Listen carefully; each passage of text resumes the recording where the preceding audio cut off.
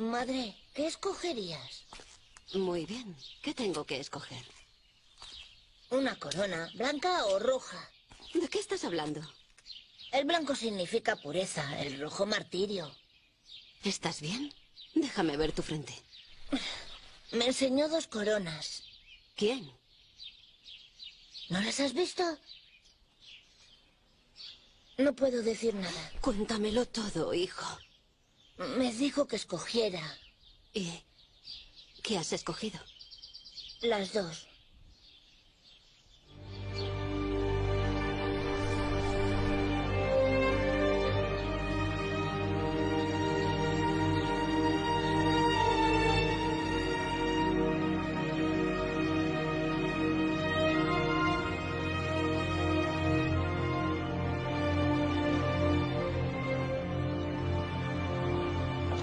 Ese mítico encuentro del pequeño Raymond Kolbe con la Inmaculada cambió su vida por completo. Las coronas, que fueron simbólicas, se convirtieron en reales. Y además, el pequeño Raymond se impregnó de la presencia de María. Desde entonces, todo lo que ha hecho ha sido por su amor y su misión hacia ella.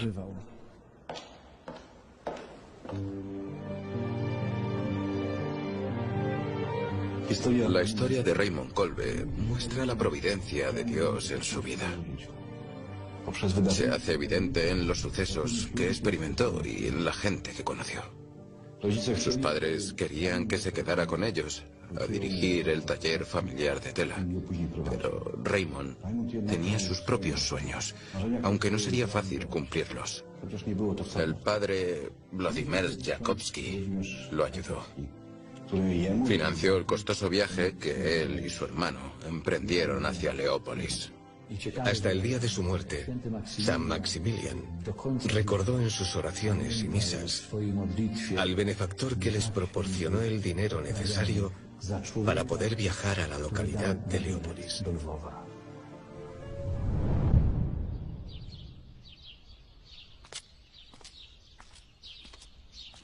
¿En qué piensas? Siéntate. ¿Aquí está bien? ¿Te gustaría que hoy jugásemos a la moneda? La verdad es que no. Hace un buen día. Los ángeles han enviado a sus ovejas a pastar. Todo un rebaño. Ujú. ¿Conoces el acertijo de las ovejas? No, ¿Te gustan los acertijos? por supuesto. Bien. Porque eres bueno en matemáticas, ¿verdad? Demos un paseo. Mientras damos el paseo, te diré el acertijo. Un viejo pastor tuvo 3 hijos. Antes de morir dijo: soy pobre. Todo lo que tengo son estas 19 ovejas. Tú, Tomás, al ser el mayor, tomarás la mitad. Tú, Bartos, tomarás un cuarto. Y tú, Jan, por ser el menor, tomarás un quinto. Después de decir esto, murió. Los hijos enterraron a su padre y empezaron a pensar cómo podían dividir el rebaño de ovejas según el testamento. Y esto no fue nada fácil. Entonces los hermanos decidieron ir a visitar a su vecina, una mujer pobre, con gran sabiduría que seguro les ayudaría. ¿Cómo crees que lo hizo? Como era buena gente, no le recomendó matar ovejas. ¿Eso crees? Ujú. ¿Mm? Pues, ¿qué les recomendó? ¿Tenía alguna oveja? Ella era pobre, pero tenía una oveja. Debería dársela. ¿Por qué ella debería dársela? ¿Su única oveja? ¿No tenía otra? Solo por un tiempo, para salvar a la otra. Unes las piezas muy bien. Dime entonces qué pasó después. Fue bueno en lo posible. Había 20 ovejas. Tomás tomó 10, la mitad. Bien. El segundo hijo, Bartos. El segundo Bartos, tomó un cuarto, así que son 5 ovejas. Perfecto. El tercero Jam, el menor, tomó un quinto, 4 ovejas, sumando Sí, 19. perfecto. Bravo. Vale, ¿para qué necesitaban la otra oveja? Para poder salvar a la otra. Y así le entregaron la otra oveja a la señora. De esta forma pudieron ayudar a la señora por ser tan sabia y tan buena. Tú eres sabio y bueno también. Sentiste lástima por la oveja.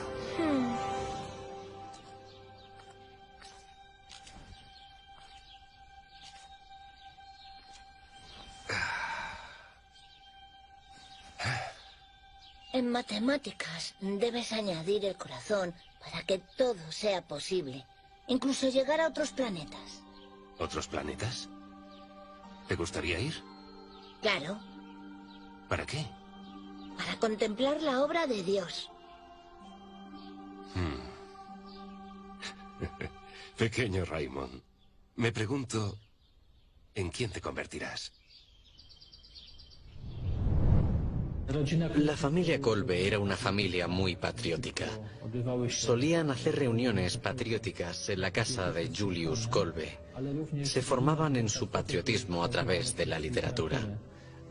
Maximilian solía decir que los libros de autores como Henryk Sienkiewicz y Adam Mickiewicz fueron los que dieron forma a su sentido patriótico.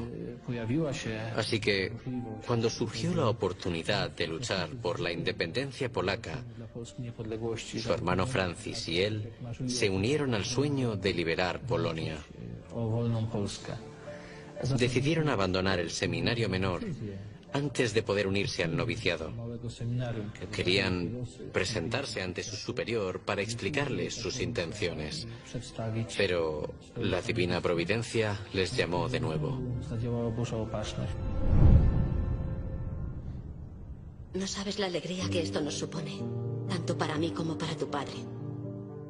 3 de nuestros hijos en la orden franciscana. ¿Sabes qué hemos decidido? Seguiremos vuestros pasos y nos consagraremos a la religión. Yo me quedaré en Leópolis y vuestro padre irá a los franciscanos en Cracovia. Toda la familia consagrada a Dios.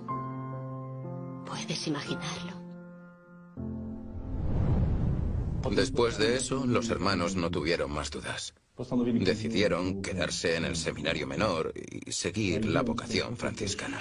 Para Maximilian, esto significaba una oportunidad para estudiar en Cracovia o en Roma. Más tarde escribió a su madre para mencionarle esta reunión.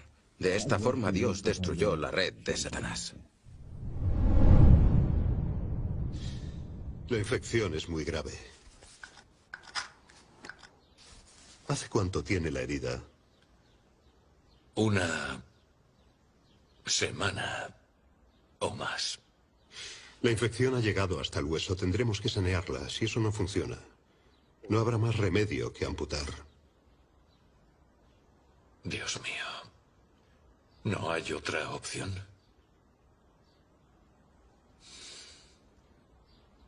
¿Cómo voy a celebrar la Eucaristía sin un pulgar? Sería peor sin un brazo. Doctor, ¿por qué no probamos con esto? ¿Qué es? Agua de Lourdes. El rector me la dio. Me dijo que gracias a esta agua milagrosa, su pie llegó a curarse. Corría riesgo de amputación.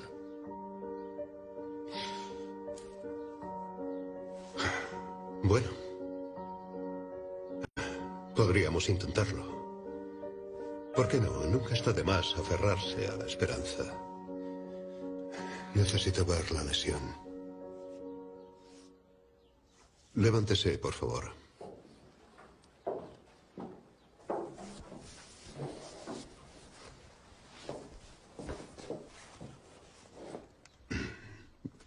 Deme su mano.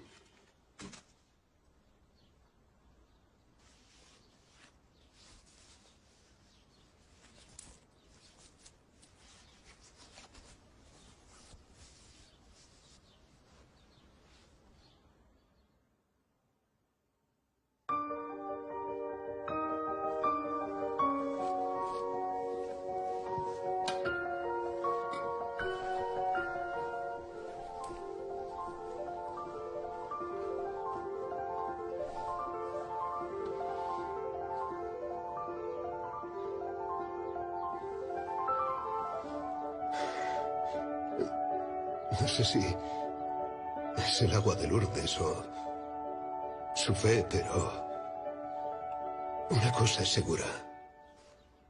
Podemos olvidarnos de la amputación.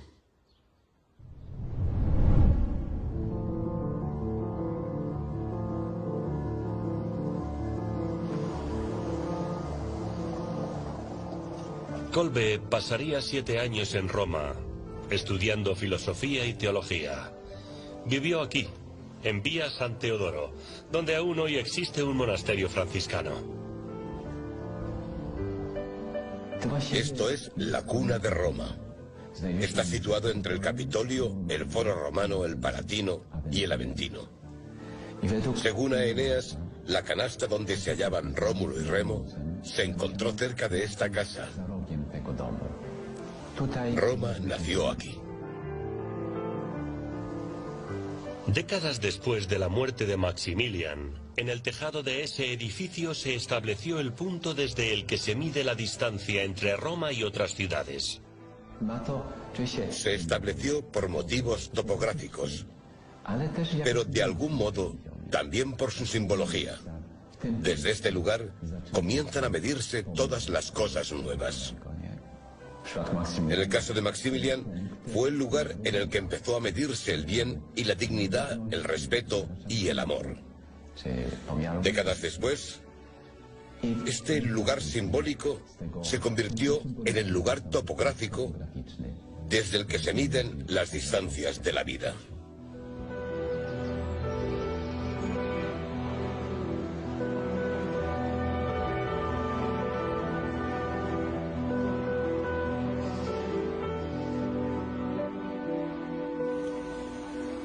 Aquí, en Roma, Maximilian Kolbe descubrió el cine. Aquí, vio sus primeras películas. Desafortunadamente, las temáticas no eran grandilocuentes y estaban sembrando descontento, especialmente entre los espectadores pertenecientes al clero. Sin embargo, Maximilian pudo ver un gran potencial en el cine, en las películas. Sabía que a través de las películas se podría evangelizar a millones de personas. Así pues, le dijo a uno de sus hermanos del convento: debemos transformar el cine. Si le damos la dirección correcta, dejará de provocar daño.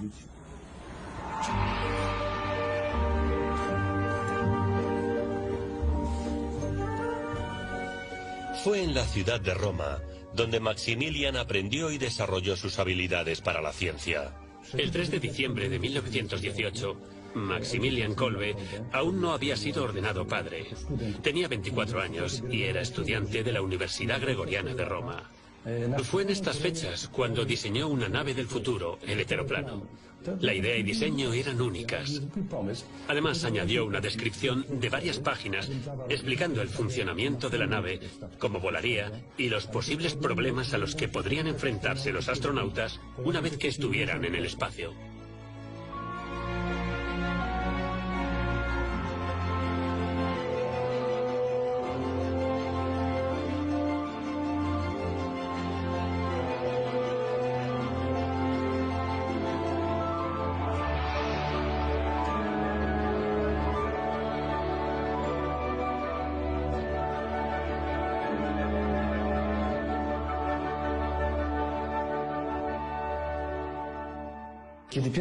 En cuanto vi los bocetos del heteroplano, recordé los primeros diseños del Apolo 11, la nave que llevó gente a la Luna y a la Estación Espacial.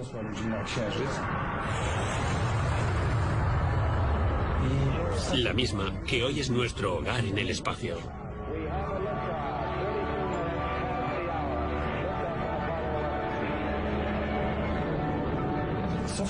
Lo que es realmente extraordinario es que Maximilian no ve límites para la mente humana. Tiene una gran fe en el poder del intelecto humano. Realmente cree que los viajes espaciales tendrán lugar. Y también que un sueño que se convierte en realidad tiene el poder de cambiar la humanidad y el futuro.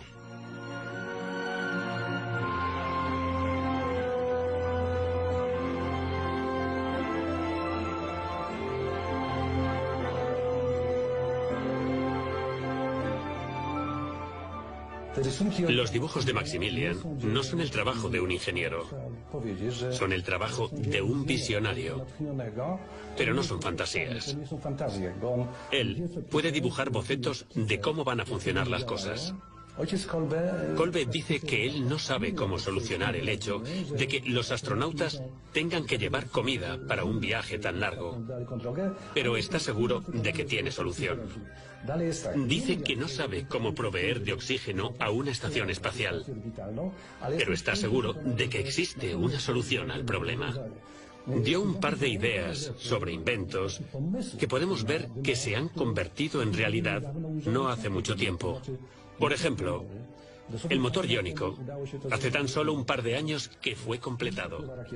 El cohete espacial, de 3 etapas, se desarrolló en los años 60, o de los 50, si hablamos del ejército. También hace referencia a la medicina espacial.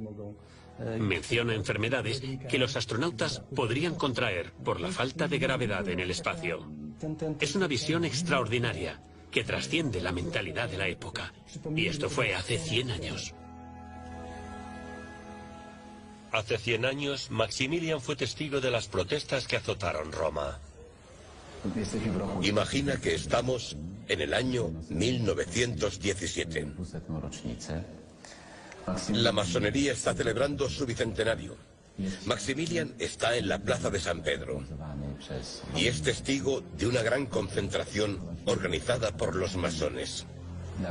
Hacen ruido y llevan pancartas que muestran a Satán pisoteando las cabezas del Arcángel Miguel y de la Virgen María. Están frente al Palacio Papal y expresan su voluntad de acabar con la Iglesia y todo lo que ésta representa. Ten en cuenta que la plaza de San Pedro no pertenece al Vaticano. No existe. Benedicto XV vive en el Palacio del Vaticano. Pero el problema del Vaticano aún no se ha resuelto. Después de la caída de los estados pontificios y de la creación del Estado italiano, el Vaticano quedó en un limbo. Aún no se sabía si el Papa seguiría viviendo en el Palacio Papal o si sería expulsado. ¿Cómo se resolvería el problema? Tuvimos que esperar muchos años hasta que Mussolini lo resolvió con los pactos de Letrán. Entonces, en 1917, Maximilian es testigo de la concentración, algo que lo aterroriza como ser humano. Ve la fuerza, el escándalo y el poder de estas llamadas. Escucha estas voces hostiles y planes para el futuro. Inmediatamente vuelve a la universidad y habla con su rector, el padre Ignuti. Le cuenta lo que ha visto y propone una nueva forma de reaccionar ante el mal que se está extendiendo. Propone crear una institución, un movimiento, una asociación cuyo objetivo sería promover el bien. Conoció a los caballeros del mal, así que quería ser el caballero del bien. Satán controlará el Vaticano. El Papa será esclavo de Satán.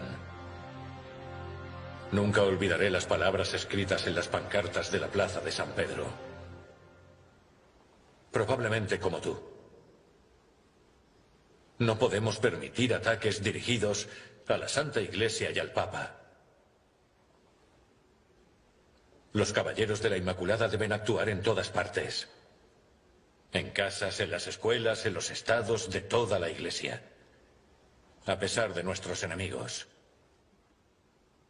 Nuestro objetivo es convertir a los pecadores, herejes, cismáticos y particularmente a los masones. Rezaremos por la santificación de todos a través de la Inmaculada. Como señal de obediencia a María llevaremos el medallón milagroso.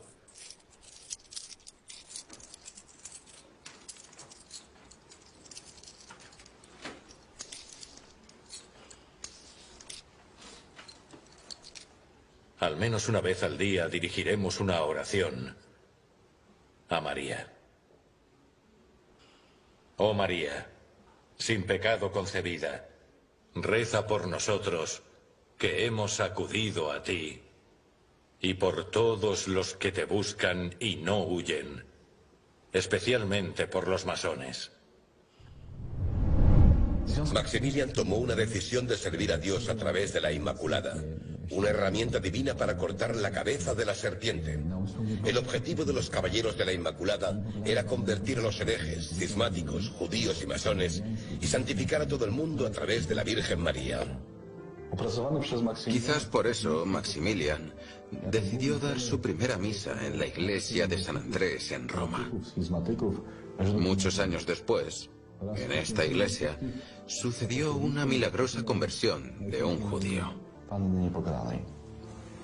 Ese judío admitió que había odiado durante años a sacerdotes, monjes y templos con todo su corazón. Su nombre era Alphonse Ratisbonne. Este judío aquí experimentó una revelación. Vio a la Madre María tal y como se la representaba en el medallón sagrado. La Virgen María le extendió su mano y él sintió que no podía seguir resistiéndose. Él vio y creyó, y se arrodilló en presencia de la Virgen María. 76 años después, en el mismo lugar, en el mismo altar, Maximilian dio su primera misa. Maksymilian odprawił swoją mszę świętą prymicyjną.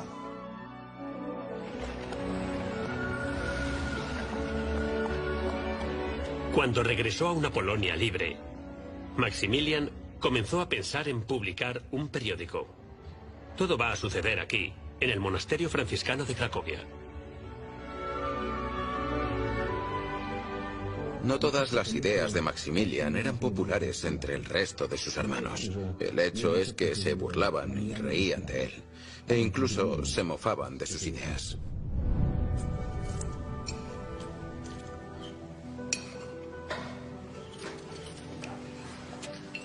El loco Max. ¿Has oído su última idea? No. No ha conseguido convencernos para viajar a la Luna. No queríamos recordar el pasado tampoco. Así que ahora... espera que publiquemos un periódico. Pues coge una bici y ve a venderlos en el pueblo. Gracias.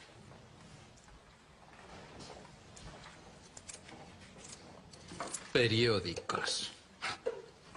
Me pregunto quién los compraría. ¿Para qué? ¿El loco de Max?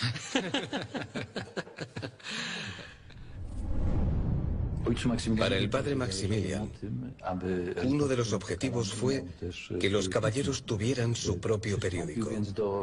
Con gran esfuerzo, hizo todo cuanto estuvo en su mano para hacerlo posible. Como asociado, escogió al padre Venanti Katarzyniec, un antiguo amigo de sus estudios. Desafortunadamente, el señor se lo llevó prematuramente. Maximilian siguió creyendo en la promesa de Venanti, seguro de que lo seguiría apoyando desde el cielo. Padre, el número de miembros de nuestra asociación ha aumentado considerablemente. Queremos seguir en aumento. Nos gustaría poder difundir noticias entre nuestros seguidores acerca de nuestras actividades, pero solos no podemos. Necesitamos su ayuda para poder publicar un periódico mensual. No tenemos una imprenta, pero hemos considerado buscar una que nos ayude a publicarlo. ¿Cómo vas a conseguir el dinero para llevar esto a cabo?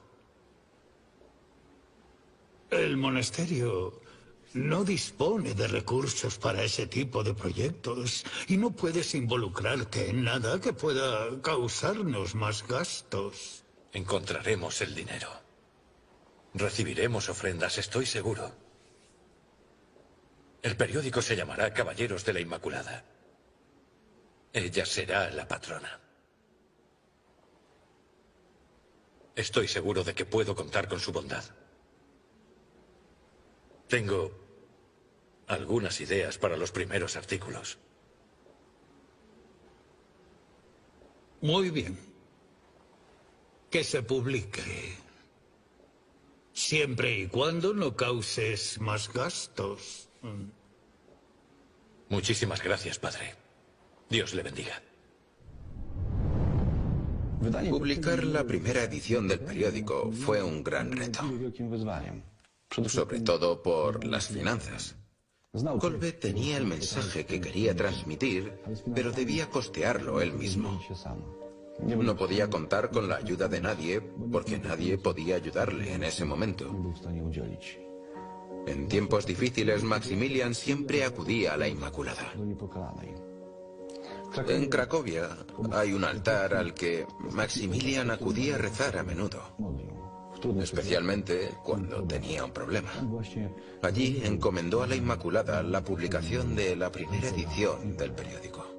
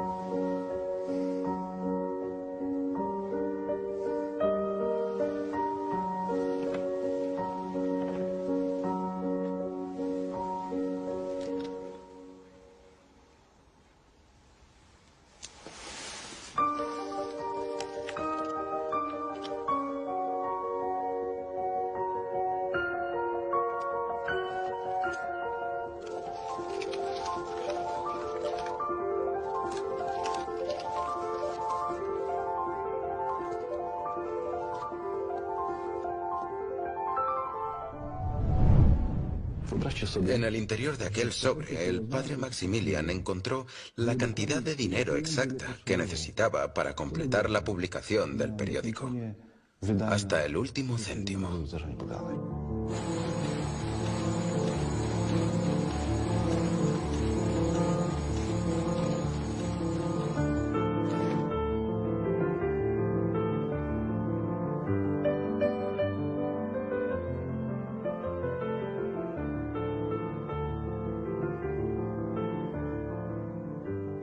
Cuando pensamos en un periódico, imaginamos el personal de una editorial. Hay muchas personas trabajando para conseguir el contenido necesario. Al principio no había personal. La única persona responsable de todo era Maximilian. Escribió los artículos y buscaba las ideas que mejor pudieran llegar al corazón de sus lectores. Consiguió entregar El Caballero listo para publicarse. Cuando el periódico llegó a Grodno, ya habían conseguido un pequeño grupo editorial.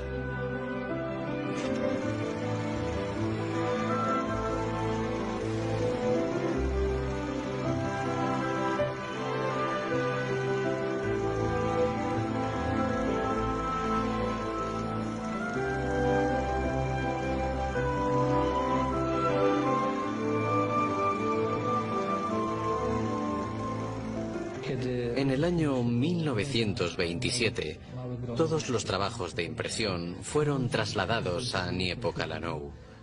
En esa época ya existía un movimiento de apoyo firme hacia el padre Maximilian y hacia el trabajo que él desarrollaba.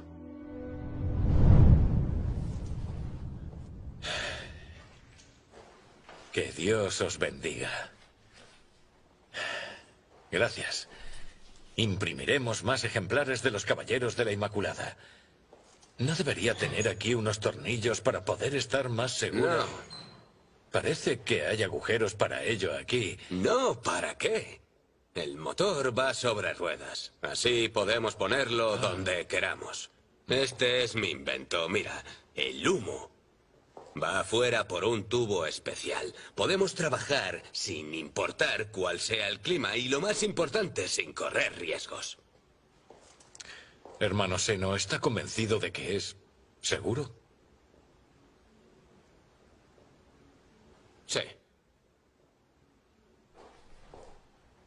Salgamos. Espera.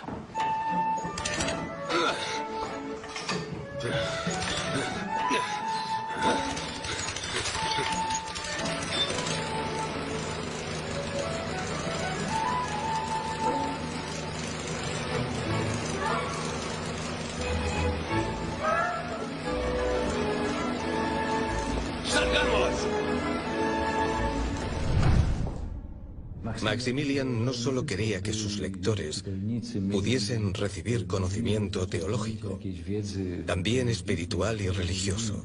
Además, quería que sus lectores pudiesen desarrollarse intelectualmente. En el periódico había secciones con abundancia de datos científicos muy interesantes. Había una sección que se llamaba Pequeñas Chispas. Esta contenía información que todavía hoy se puede leer con gran interés. Maximilian usaba un lenguaje simple y normalmente trataba de contar sus experiencias personales. Escribía sobre personas que él mismo había conocido, representantes de varias denominaciones y profesionales. Contaba la vida cotidiana de todos ellos. Gracias a esto, los lectores encontraban el contenido fácil de comprender y a su vez convincente. Con el paso de los meses, la circulación se hizo mayor. En la mente de Kolbe empezó a formarse una idea. Quería fundar un nuevo monasterio que a su vez fuera también una editorial. En 1927, el padre Maximilian supo de una propiedad cerca de Varsovia, en Teresín, que pertenecía al príncipe John Ducre Lupecki. El príncipe cedió parte de su tierra para la creación de un nuevo monasterio llamado Niepokalanów.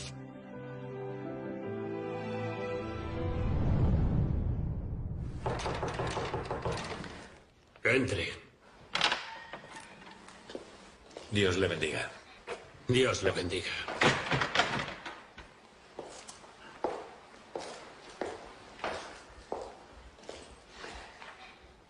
Soy Maximilian Kolbe, de Teresín. Solicito su permiso para poder celebrar misas en la nueva capilla y para guardar el Santísimo Sacramento allí. Pídalo por escrito, por favor. La curia lo considerará. Reverendo, ¿no podría ser algo más informal? No. Ofrecería sus servicios a los locales que lo necesitaban.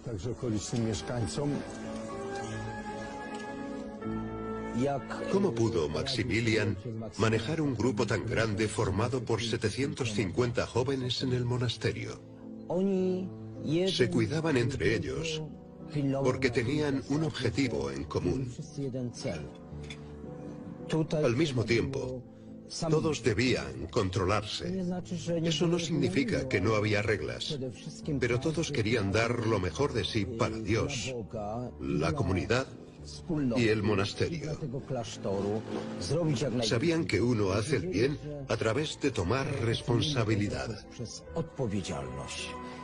Si alguno no se integraba, para no perjudicar Niepokalanów, no se contaba con él al día siguiente. Los hermanos lo despertaban, le daban un billete de vuelta y una disculpa personal en nombre de la Inmaculada y de Maximilian. La Inmaculada te lo agradece. Todavía puedes hacer el bien en el mundo. El objetivo no era anular a la persona, sino decirle que sus habilidades no eran útiles en Niepokalanów.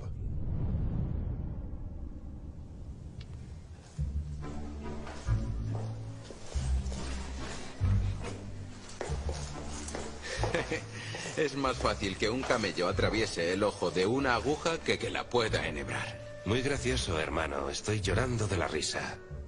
¿Podrías ayudar a tu amigo necesitado en esta tarea? ¿Qué es lo que vas a coser? Voy a colocar parches en los agujeros. Sin los parches, mi hábito parecería un colador. Cierto. Creo que necesitas un hábito nuevo. Oh, pues sí, para todos. Pero el padre Maximilian no contempla este tipo de necesidades. Eso es algo que no entiendo. ¿Qué es lo que tenéis que entender? Todos hemos hecho voto de pobreza, ¿verdad? Pobreza, sí. Esperemos que nuestra virtud no se convierta en pecado. ¿Qué es lo que quieres decir? Explícate. Este hábito tiene tantos agujeros que uno puede ver más de un fraile de lo que debería. Y el escándalo es inevitable. Entonces, deberíamos hablar con el padre Maximilian. No vale la pena. No ayudará. ¿Por qué? El dinero es para comprar una nueva imprenta. ¿No podemos reparar la vieja tal y como hacemos con los hábitos? No es posible. Tenemos que comprar una mejor. ¿Por qué economizamos en hábitos y no en imprentas? Una imprenta produce millones de los caballeros de la Inmaculada. Mientras que un hábito es un hábito. Un ejemplar de los caballeros es un hábito. Caballero Bruno, Estanislao y Anselm. La conclusión es simple. Una imprenta produce más beneficio a nuestra misión que un simple hábito. ¿Entiendes? La pura verdad.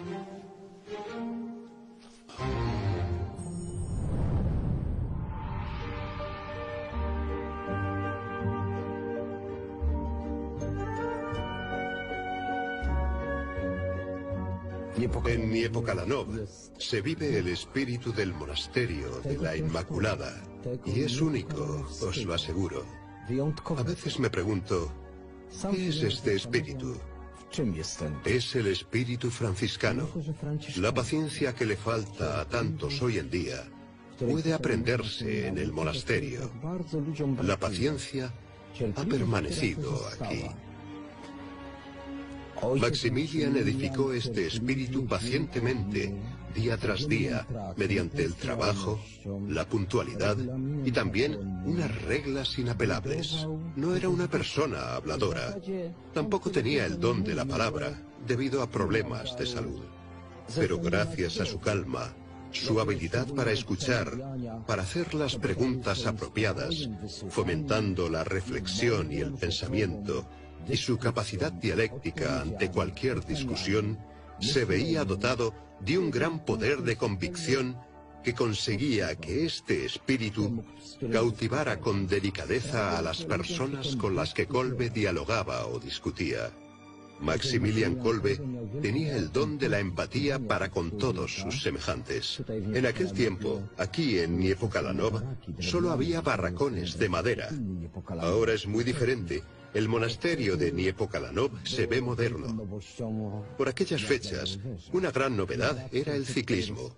En una ocasión, justo antes de la hora de cenar, un fraile que iba demasiado rápido chocó contra un barracón, rompiendo la pared y provocando una abertura. El fraile se lamentaba de haberse alejado tanto durante las horas de trabajo, lo cual no era aconsejable. Maximilian ordenó cerrar el hueco inmediatamente antes de cenar, para que los frailes pudieran comer tranquilamente sin la menor perturbación.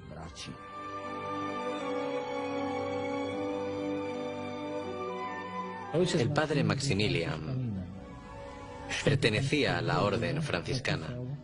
San Francisco escribió un mandamiento en su ley monástica que mandaba predicar el Evangelio a quienes no habían escuchado hablar de Jesucristo. Maximilian llevó a cabo esta ley franciscana. Lo expuso de una manera clara y sencilla. Quería ganar el mundo para la Inmaculada. Y el mundo entero incluía también a aquellos que aún no habían oído ni sentido el amor de Cristo ni de la Inmaculada.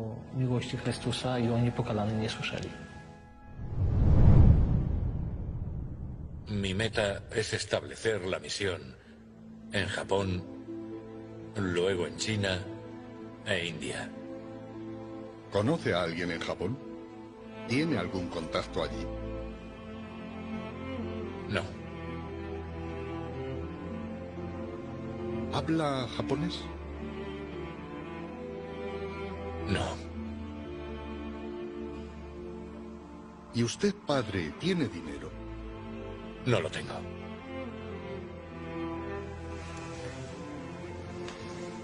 Venerables padres, lo único que les puedo asegurar hoy Es la sensación de que Dios nos llama a predicar la buena nueva en el lejano oriente. Sobre todo en Japón. No lo sé, pero algo me dice que Él quiere que llevemos a cabo esta misión. Por eso les pido que me permitan hacerlo.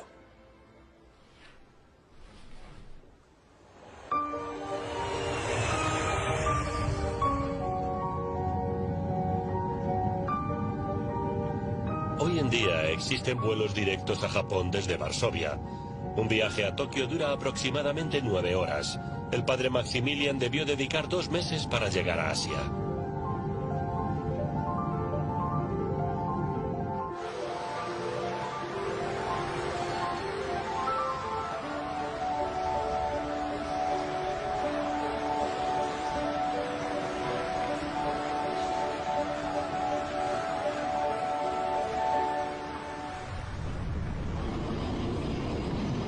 Nagasaki. La ciudad fue totalmente destruida por la explosión de una bomba atómica. Aún así, sus ciudadanos, fuertes y determinados, la reconstruyeron. Ahora, la ciudad es totalmente diferente a como era en los tiempos de Maximilian. Puedo decir que es absolutamente impresionante.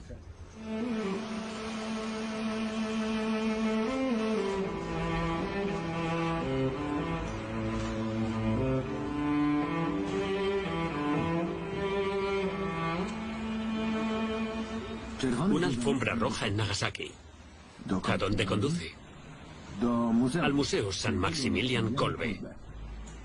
¿Dónde está ubicado? En la primera casa donde vivió Maximilian cuando llegó a Nagasaki. Aquí hay un elemento polaco, una bandera blanca y roja. El museo fue fundado por un japonés nativo.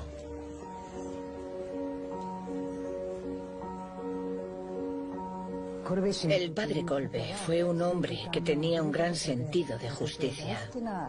Él es un auténtico santo y le quiero y respeto mucho. Es un santo para nuestros tiempos. Podría ser de mucha ayuda para todos nosotros. El padre Kolbe llegó a Japón el 24 de abril de 1930. Llegó al puerto de Ohato en un barco llamado Nagasaki Maru. Esperó hasta que obtuvo el permiso para publicar El Caballero. Un obispo local presentó una serie de condiciones para que pudieran publicar. En esos días, el seminario teológico de Nagasaki precisaba un profesor. Kolbe tenía un título de filosofía, así que obtuvo el permiso para publicar El Caballero bajo la condición de dar clase a estudiantes japoneses. En la parte inferior de la iglesia había un hospital, Amenomori. Aquí Kolbe alquiló una habitación y empezó a imprimir. El padre Kolbe fue a Nagasaki con el hermano Zeno y otros 3 frailes. No tenían nada de dinero y vivían en condiciones muy pobres. Su objetivo era publicar la primera edición de El Caballero en un mes. Los hermanos no creían que fuera a lograrlo. El padre Kolbe era una persona que ayudaba, pero debían obedecer a Kolbe. A pesar de todos los problemas que ocurrieron, El Caballero fue publicado después de 30 días de trabajo. Trabajaban de sol a sol. En los días más cálidos, sudaban tanto que la sal de su sudor caía a sus pies. Con el paso de muchos años, nos dijeron cuánto habían sufrido. Las nuevas condiciones climáticas eran difíciles de soportar. Era difícil comunicarse y adaptarse a las costumbres de un país tan exótico.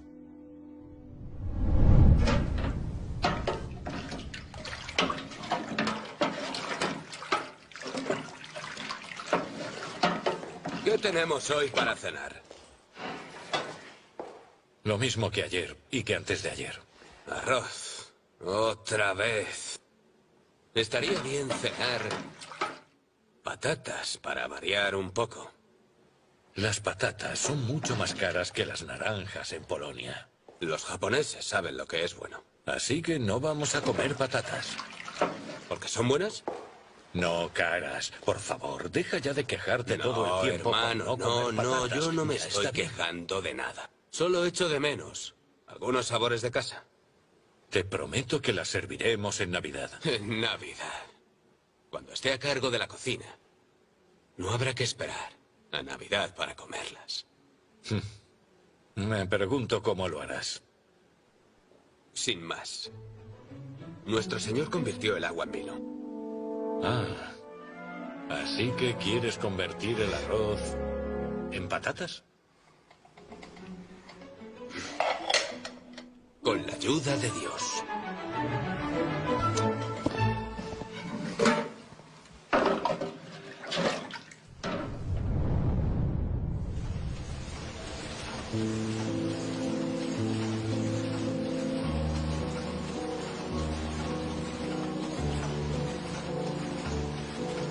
Estamos en el monasterio franciscano de Nagasaki, más concretamente en la casa editorial, donde Los Caballeros de la Inmaculada se publica en japonés. Por supuesto, fue el padre Maximilian el que empezó a publicar el periódico. En ese entonces no había ni máquinas modernas, ni aire acondicionado, ni personal. Las máquinas se manejaban manualmente. Y las primeras ediciones las cortaba el hermano Zeno con una sierra, ya que los frailes no tenían dinero para comprar una máquina que cortara el papel automáticamente. Antes se publicaban 60.000 copias mensualmente. Hoy en día, solo 10.000 copias. Aún así, es impresionante que después de tantos años, Los Caballeros de la Inmaculada aún continúe publicándose en japonés.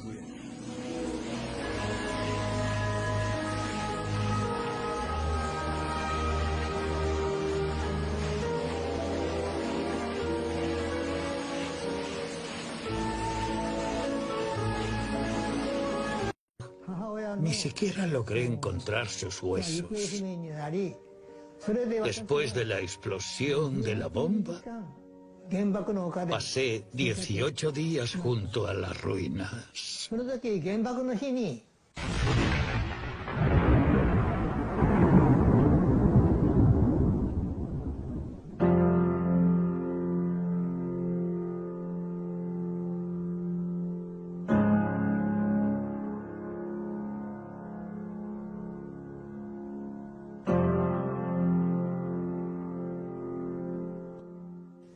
Aún recuerdo la onda que lo destrozó todo. ¿Qué sentí yo, un chico de tan solo 17 años? Primero, no era capaz de ayudar a la gente que rogaba ayuda. Él jamás huía. Él siempre perdonaba. Perdonar es lo más difícil. Cuando cayó la bomba yo me comporté de una manera totalmente opuesta. Intenté escapar, no ayudé a nadie y no podía perdonar. Estaba seguro de que nadie podría hacer otra cosa, pero hubo alguien que sí que pudo, el padre Kolbe. 9 de agosto. En Polonia estamos en mitad de las vacaciones. Es un día especial en Japón, para muchas generaciones. En un parque en el corazón de Nagasaki, justo en el epicentro de la explosión, se celebra una ceremonia en conmemoración de ese día de 1945.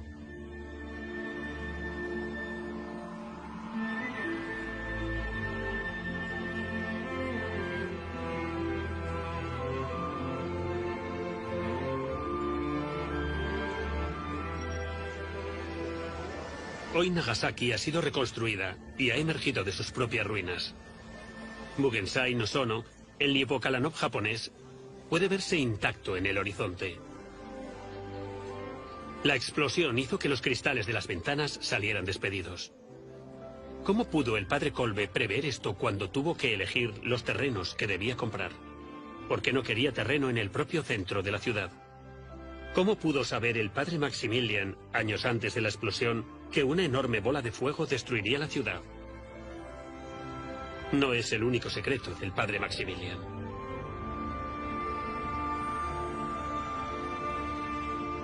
Toda su vida, de principio a fin, él peleó contra los límites. El neologismo puede sonar gracioso. Quiero decir, fue más allá de los límites dentro de una cierta aceptabilidad. Estaba relacionado con sus estudios. Fundó los Caballeros de la Inmaculada como oposición a la masonería que quería acabar de una vez por todas con el bien. Pues Maximilian va más allá de todo eso. Después está el hecho de que fundó un periódico. Siempre va más allá de las posibilidades típicas o naturales. Para predicar el Evangelio, utilizó la prensa. Luego pensó en la radio y más tarde en la televisión. También fue misionero y decidió transmitir su mensaje fuera de las fronteras de su país. Finalmente, lo que creo que fue la cumbre de su devoción fue ir más allá de los límites de la aceptación de Auschwitz. Fue más allá de los límites de la aceptación del mal. Quiero que seáis santos. De verdad. Pero no santos normales. Quiero que seáis grandes santos. Pero, ¿cómo conseguirlo? ¿Cómo convertirse en santo?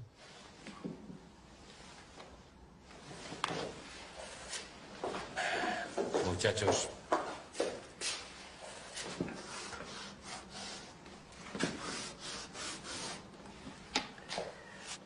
La minúscula es nuestra voluntad humana. Tuya, tuya, tuya y mía.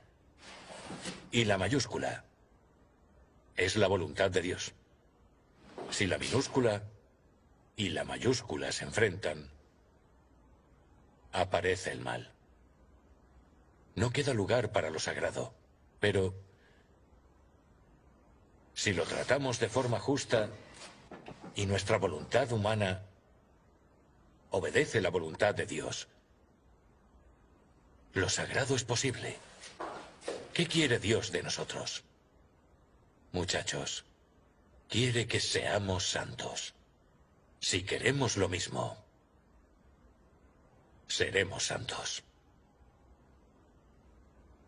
Seguid riéndoos de mí. Regresar de Japón para convertirse en guardián del monasterio de Niepokalanov supuso un gran reto. Mantener a unos cuantos cientos de jóvenes organizados y cuidar su pureza espiritual no era fácil. El padre Kolbe pasaba horas conversando con ellos y además discretamente los controlaba.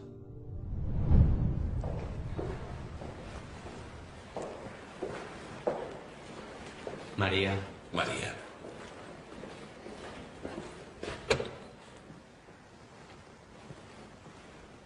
María. María. Buenas noches.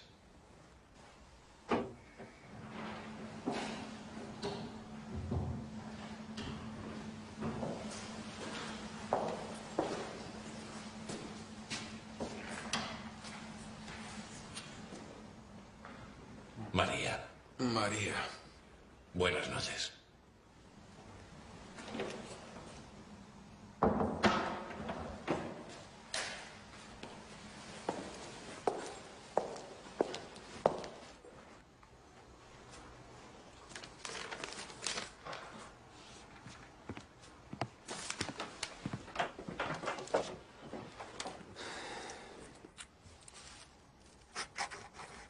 Querido padre, están cavando nuestro primer pozo, afortunadamente.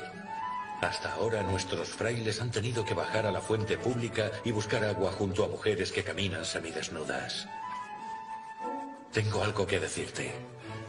Durante nuestro retiro, Seno me pidió que le ayudara con un asunto. En un cuarto de invitados en el convento de las Hermanas de María en Selasna, vio un álbum de fotografías o ilustraciones. Había una foto de una mujer que no llevaba mucha ropa o que no llevaba nada. ¿Qué podemos hacer al respecto?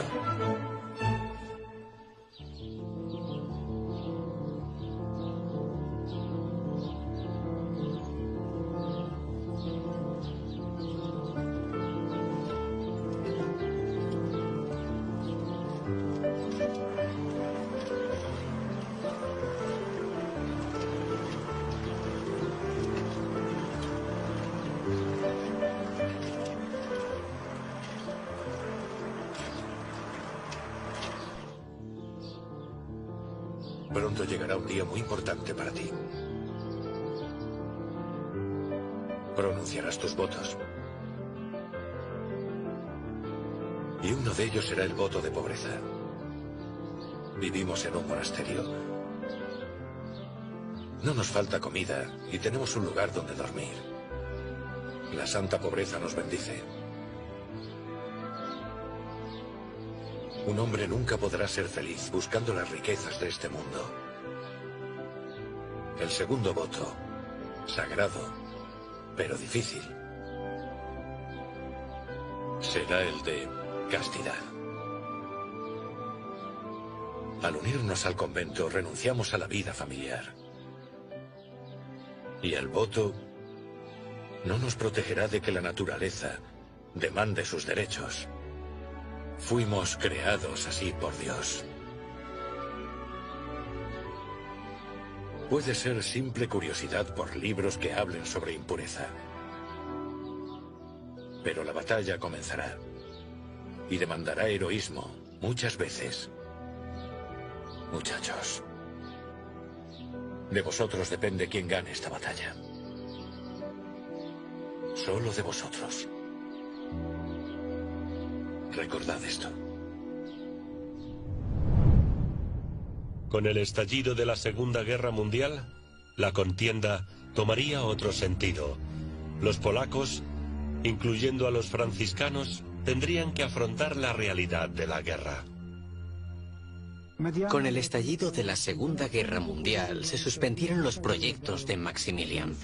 Un nuevo superior provincial de Varsovia decidió disolver la organización de los frailes de Niepokalanów y enviarlos a sus casas.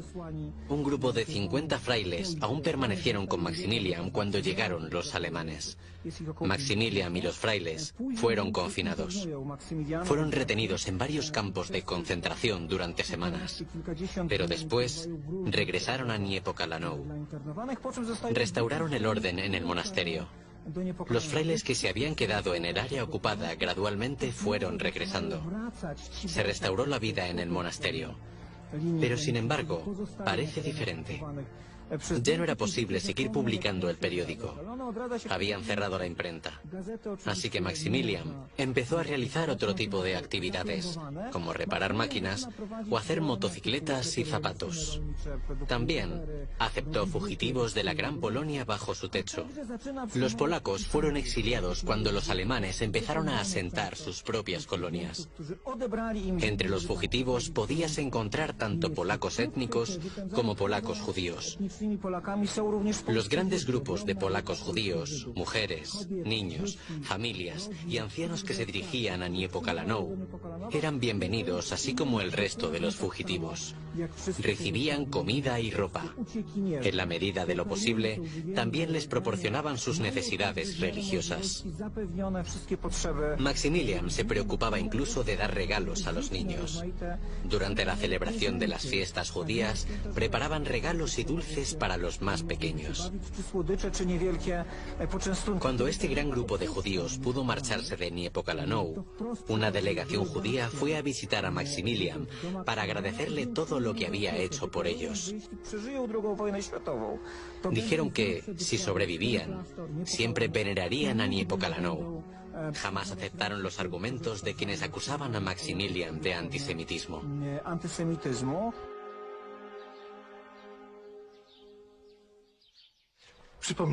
Recordad que en 1917, en Roma, el padre Maximilian Kolbe, junto a sus amigos, fundaron una organización internacional llamada los Caballeros de la Inmaculada. 2 años después, la trasladó aquí, a Polonia.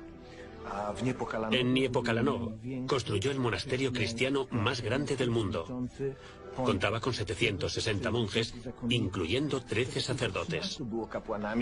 El resto eran hermanos que trabajaban, oraban y dedicaban sus vidas a glorificar a la Inmaculada. Maximilian también llevó a cabo algunas publicaciones.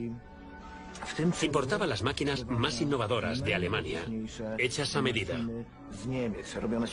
Su meta era evangelizar a través del periódico. Llegó a poner en circulación 135.000 copias diarias durante la semana y 225.000 los fines de semana. La circulación mensual de la revista llegaba al 1.000.000 de copias. Los alemanes sabían que las actividades de Maximilian suponían un impacto a gran escala en la época. En todos sus escritos, Maximilian promovía el bien, mientras que los alemanes promovían el mal. Maximilian suponía un obstáculo para ellos, y por eso decidieron eliminarlo.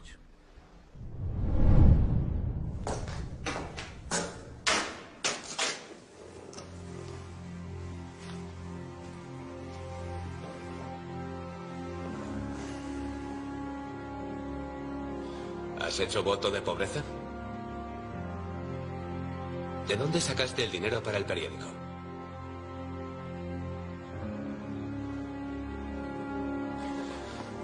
¿Crees que no sé cuánto cuesta publicar 1.000.000 de copias? ¿Entiendes lo que te estoy diciendo? ¿De dónde sacaste el dinero?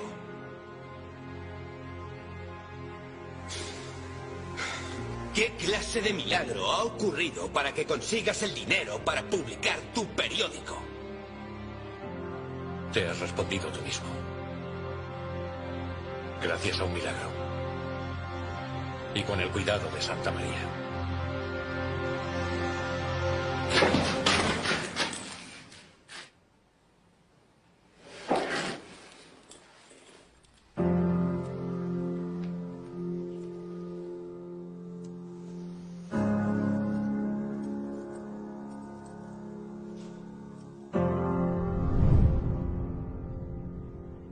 El 29 de mayo de 1941, el padre Maximilian Kolbe fue enviado al campo de concentración de Auschwitz.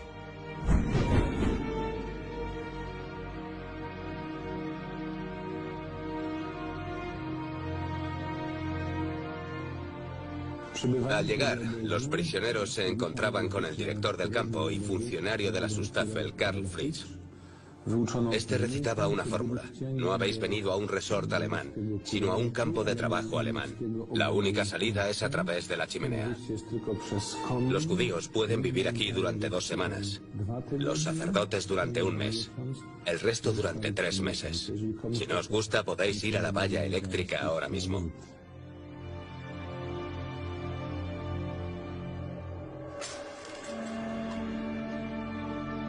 El padre Maximilian vivió aquí por más tiempo del que dictaban las normas.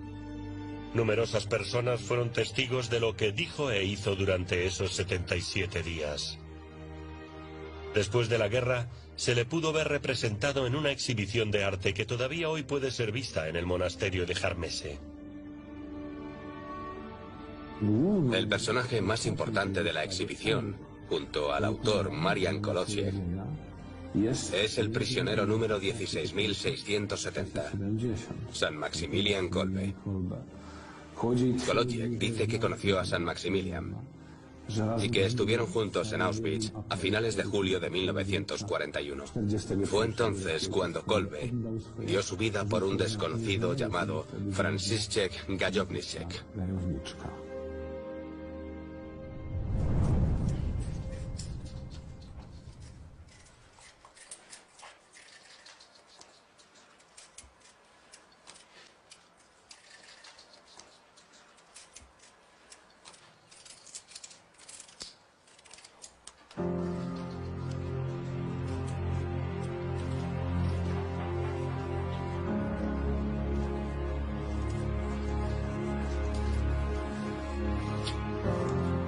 Te daré la absolución. In nomine Patris, et Filii, et Spiritus Sancti. Amén.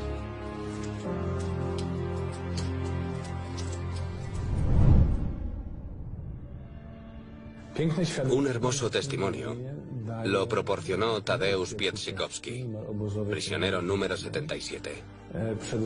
Era boxeador polaco de la preguerra, un campeón polaco. Los alemanes apreciaban el poder, así que incluso allí, Pietrzykowski tenía ciertos privilegios. Dice que un día vio como un capataz le daba una paliza de muerte a un prisionero. Con el permiso de los oficiales, le ofreció un intercambio al capataz para salvar así al prisionero que estaba siendo golpeado. Imaginen su sorpresa cuando el prisionero levantó la mano para decir: no lo golpeéis, no le hagáis daño. Como se descubrió más tarde, resultó ser el padre Maximilian Kolbe. Este hecho sorprendió tantísimo a Pierzykowski que quiso saber quién era ese prisionero. Empezó a llevarle rebanadas de pan a Maximilian, que había ganado peleando. Dice que Maximilian nunca se comió el pan. Siempre se lo daba a los más necesitados. En una ocasión, alguien robó el pan que Pierzykowski le ofrecía a Maximilian. El boxeador quería hacer justicia, pero de nuevo Kolbe se levantó y dijo: hijo, déjalo, tiene hambre. Él también tiene derecho a comer.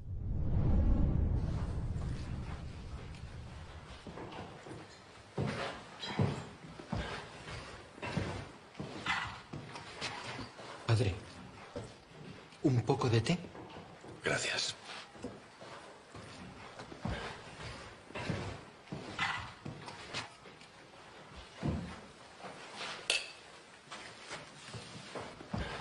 No, no, por favor, beba. Él lo necesita mucho más que yo. Acabará por debilitarse. Yo soy fuerte. Mi poder está en aquel que me fortalece.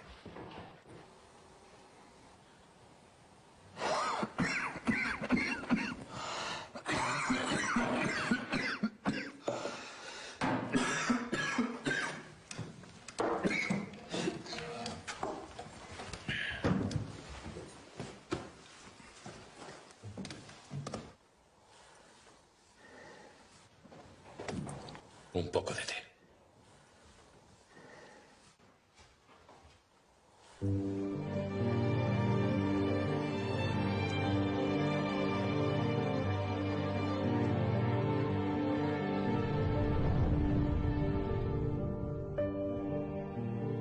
Conocí al padre Kolbe en el trabajo. Fue durante muy poco tiempo, porque el trabajo siempre cambiaba. Normalmente los domingos no había trabajo. Podíamos salir de los barracones que había en el campo de concentración e ir a pasear. Estaba paseando solo, bastante desanimado, porque no creía que nadie pudiera salir de Auschwitz con vida. Me di cuenta de que el padre Kolbe venía en dirección contraria. El padre Kolbe, como siempre, llevaba gafas de montura fina, llevaba los hombros encorvados y miraba al suelo. Siguió caminando. Yo hice lo mismo y nos encontramos. Vino hacia mí y me miró. ¿Cómo estás? Yo dije: es difícil decir algo. Es difícil aguantar en este campo. Todos lo llamamos el campo de la muerte. Es inimaginable. Me escuchó. Después levantó la cabeza, puso su mano aquí, en mi hombro, y dijo de forma que pudiera entenderlo muy bien: esperanza, solo esperanza. Estas palabras infundieron en Piekowski tanto valor que junto a 3 amigos entraron en el almacén de uniformes, robaron un coche de la Schutzstaffel y cruzaron las puertas del campo, logrando así la fuga más arriesgada de la historia de Auschwitz. Todo esto sucedió un año después de la última revisión de Maximilian Kolbe.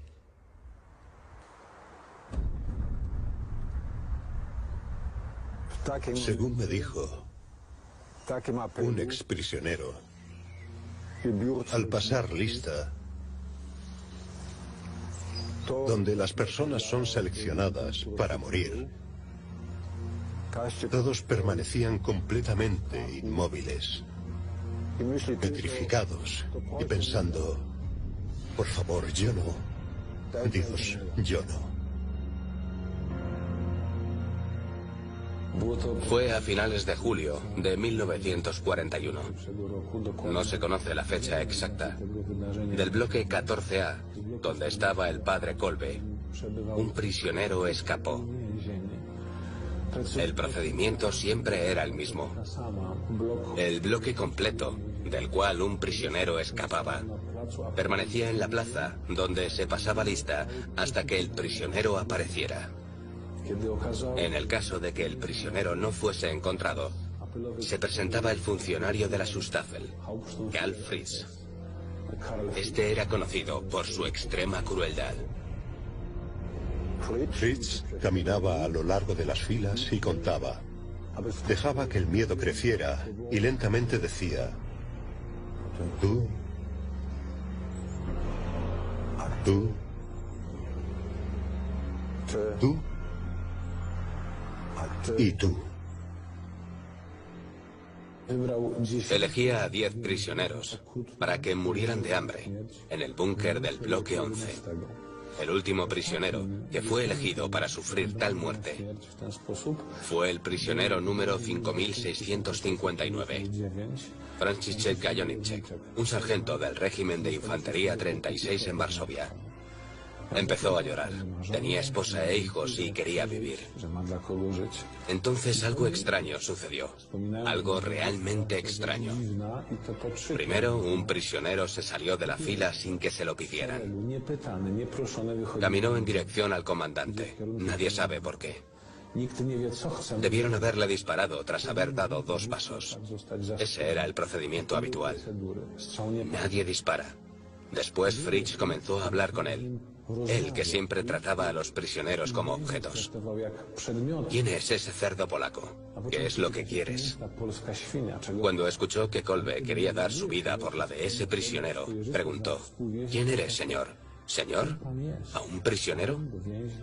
Y accedió al intercambio, pero no tenía por qué hacerlo. Era el maestro de la vida y de la muerte. Accedió a que Kolbe reemplazara a Franciszek Gajowniczek en la celda destinada a su muerte. ¿Qué significa esto? Por primera vez en la historia, un prisionero cambió la decisión de un comandante.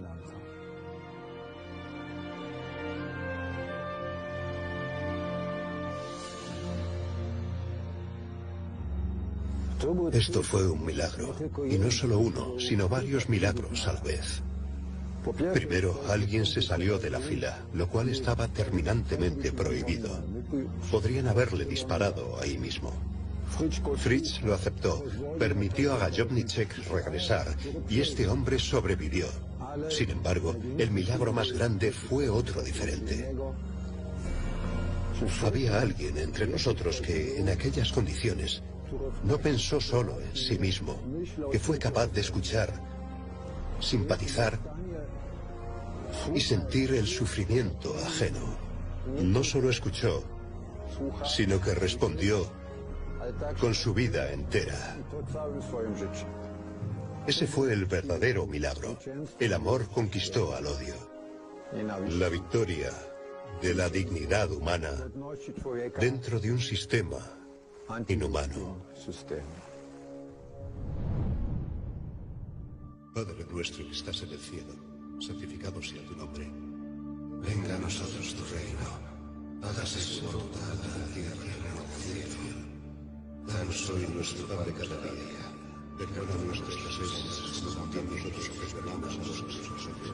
No nos dejes caer en la tentación.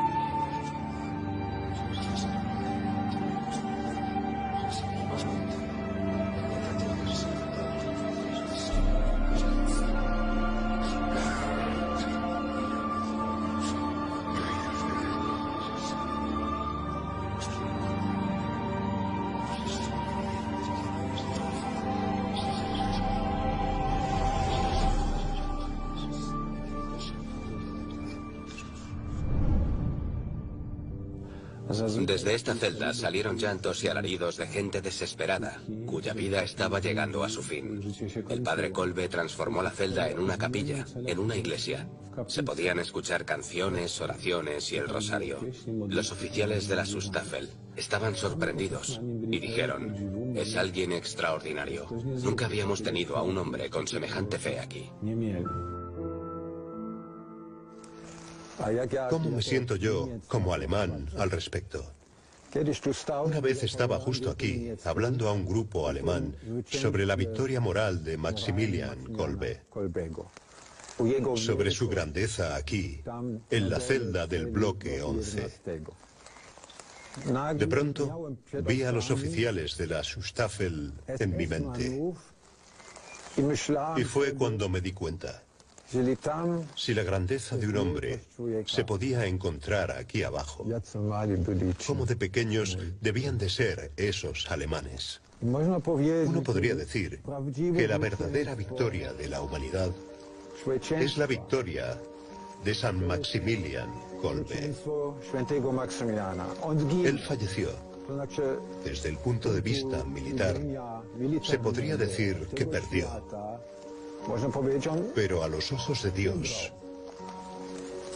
a los ojos de todos los creyentes, Él ganó. El amor ganó.